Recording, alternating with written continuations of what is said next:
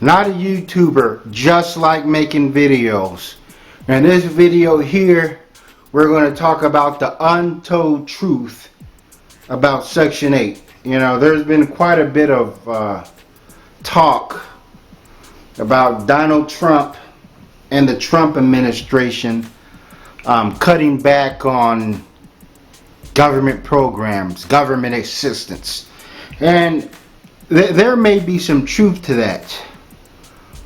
But Section 8, government assistance, welfare, and so forth, you know, it exists more so of economic reasons rather than, you know what I'm saying, they want to help poor old Americans out. You know, and that's what we're going to go into. And since single black mothers have become the poster child for Section 8 and all this other stuff, you know, and that's funny because the majority of people on Section 8 and who get government assistance are white people, you know, but this video isn't going to be about that.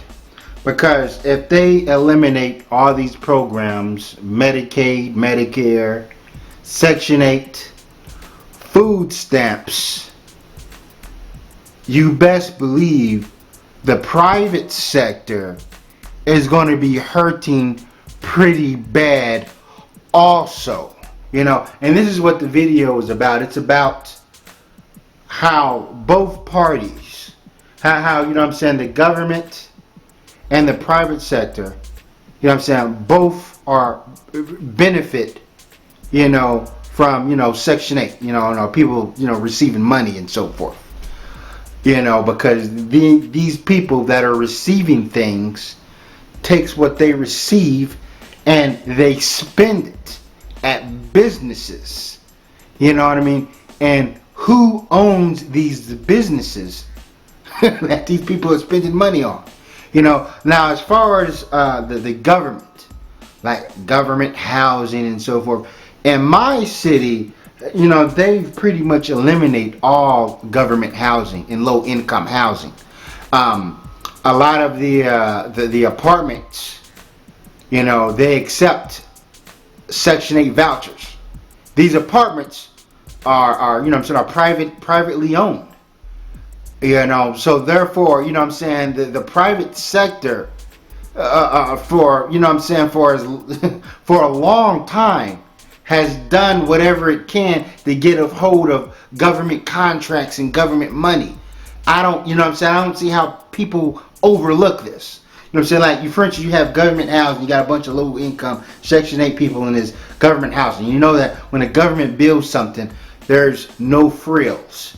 You know, it's going to be just a brick blocky building, nothing fancy to look at. Private sector comes in and be like, hey, you know what? I can give these people better housing. And I can, you know, I can give them more bang for their buck.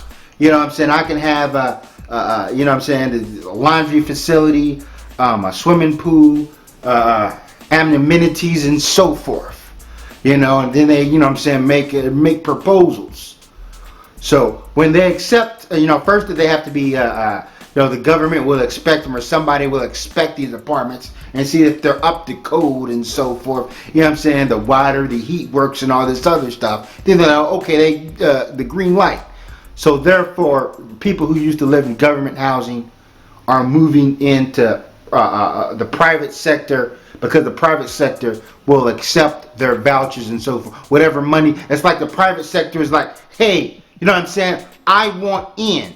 I want a piece of the action here. It's not fair. You know what I'm saying? And the private sectors be like, man, you know what I'm saying, we got all these people paying rent with their jobs or whatever, and it's becoming a pain in the ass. You know, people are talking about, well, I'll pay rent when I get paid, or I lost my job and all this other stuff. Then we have to go to the courts. Then we have to evict people. You know, that whole mess. We get these Section 8 people in here. We get this money. We don't have to go through all that, because that government money, that's right on time. Now, of course, Section 8 would probably only pay like a portion, you know, and so forth, and then people have to, you know what I'm saying, pay the rest of their rent.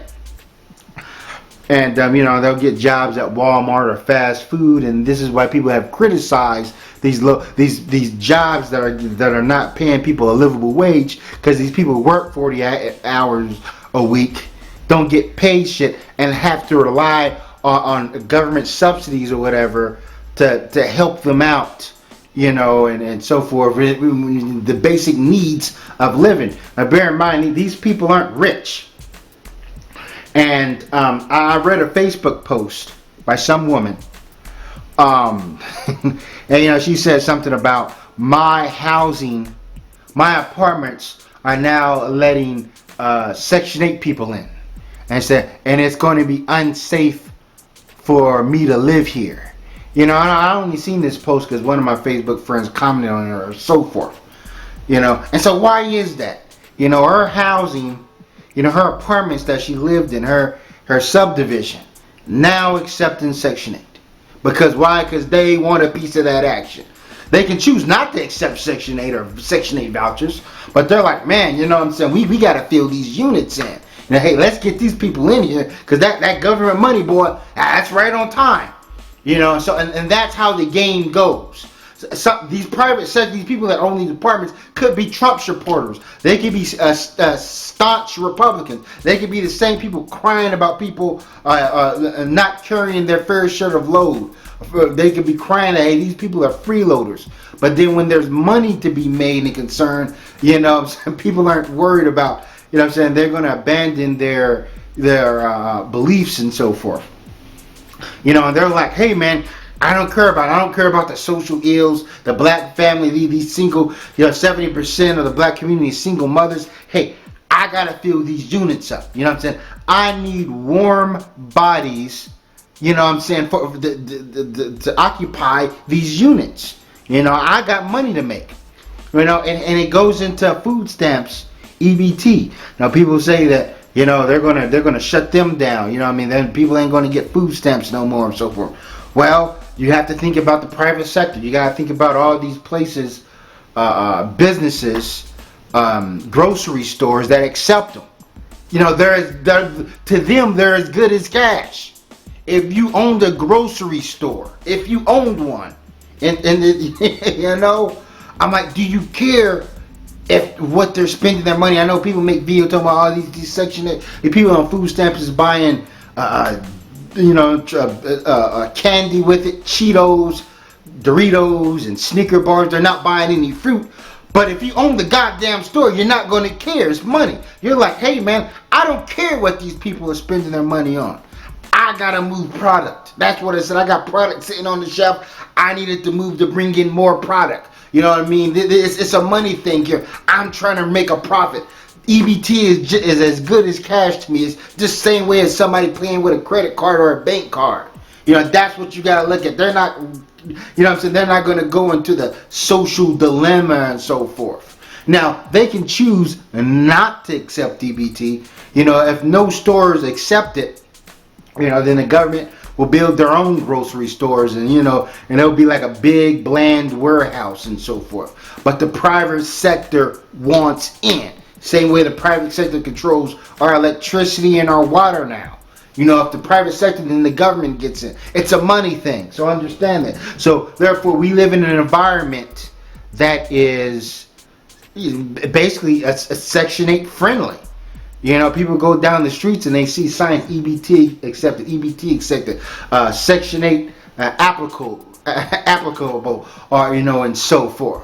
We accept this. They put out big signs, almost neon signs and so forth, because they know these people that are beneficiaries of Section 8, are government programs, and they want in on the action. Just like what these Section 8 slumlords, which I consider this scum of the universe, these private, these guys who rent out property. A lot of them, they prefer to rent out property to quote unquote Section 8 people, or people that get money from the government, whatever you want to call it. Because, hey, that money's right on time. They'll bring in somebody in who got a job, and then they got to prove that they make so much money with check stubs and so forth. They don't pay rent. They got to go to the courts, and it's this whole rigmarole and a lot of these, what I call, the Section 8 slumlords work. They own property. They fix their property up to be up to code, and they prefer people with Section 8 vouchers and so forth. Because that's guaranteed money. Now, in this video here, I'm not making excuses for anybody. I'm not telling people to take advantage of the system. That's wrong. People are responsible for their own decisions. But I'm just saying that, we do live in an economy that is sort of Section 8 friendly. And some of these factors out here that complain, saying there's people out here juicing the system or taking advantage of the system and so forth. But when they own a business and when they can benefit off that, they're not gonna worry about that. It's to them it's cash in the hand. And we're gonna go into the I gotta keep these videos short, but we're gonna go into the medical field.